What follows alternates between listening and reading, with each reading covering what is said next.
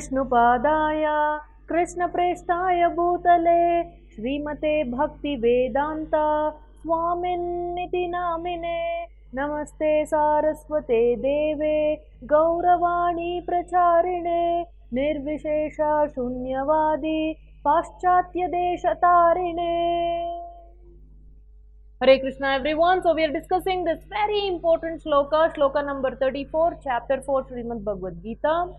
तद्विद्धि प्रणिपातेन परिप्रश्नेन सेवया उपदेक्ष्यन्ति ते ज्ञानं ज्ञानिनस्तत्त्वदर्शिनः.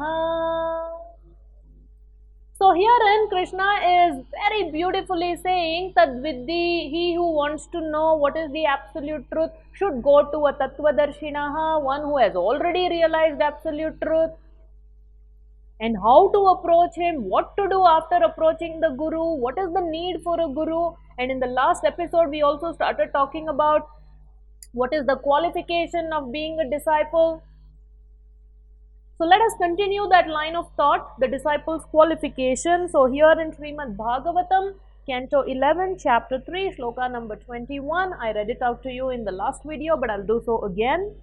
Tasmad gurum prapadyeta jignasu shreya uttamam shabde paracha nishnat shabde parecha nishnatam brahmanyupasa upashamashrayam. So first qualification is that a disciple should be a jignasu. He should be inquisitive, which we talked about previously. So next, he should be interested in that which is Shreyaha, Shreya Uttamam. There is Shreyas, there is Preyas. Preyas is the immediate good, what makes me feel good. But Shreyas is what is eternally good for me, permanently good for me, long-term good, which is really good. Not simply feels good, but it's actually good. So, a disciple should not be interested in the short-term prayers. Like I told you in the previous episode also, can you help me make more money? Can you help me get my health better? Can you fix my relationship problems? This, that, no. Max to max, what is the longest a person in this material world thinks for his own good? How much planning does he do before, until the time of death?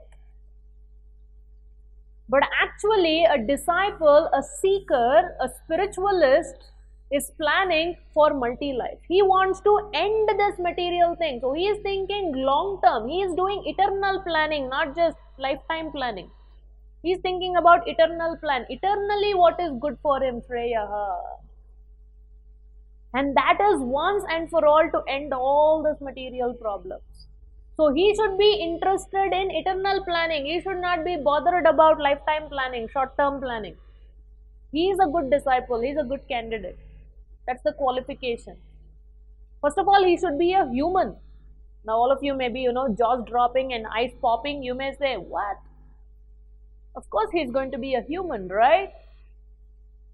A disciple, we are not going to have cats and dogs as disciples. Well, the definition of human is actually very, very interesting as per Mahabharata. And many of us may not be humans. We may be thinking we are humans. We may be in a human body, but we may not be really humans. Why? Because Mahabharata says, Ahara Nidra Bhayamaituna. If you are concerned only about these four things, Ahara, what's my next meal going to be? Where am I going to eat? How delicious is it going to be? What am I going to order in Swiggy and Zomato? Nidra, sleeping. How well am I going to sleep? Where am I going to sleep? How nicely my bedroom is going to have all the facilities? Bhaya, fear, defense. Oh, what will happen? If there is a recession, what will happen to my bank balance? What about my security? Maituna, about relationships, especially the man-female union.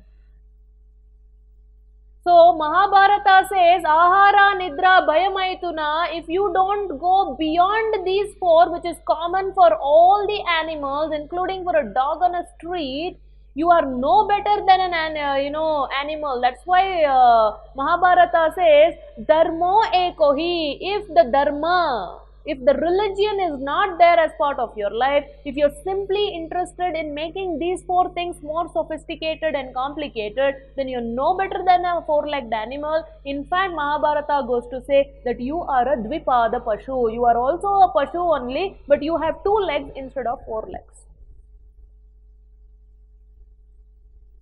So Shreyaha Uttamam Bhagavatam is telling, only if you are interested in Shreyaha, then you go to a guru. If you are only wanting to, eat better, sleep better, build a better house, get a better car and look better, then you don't need a guru.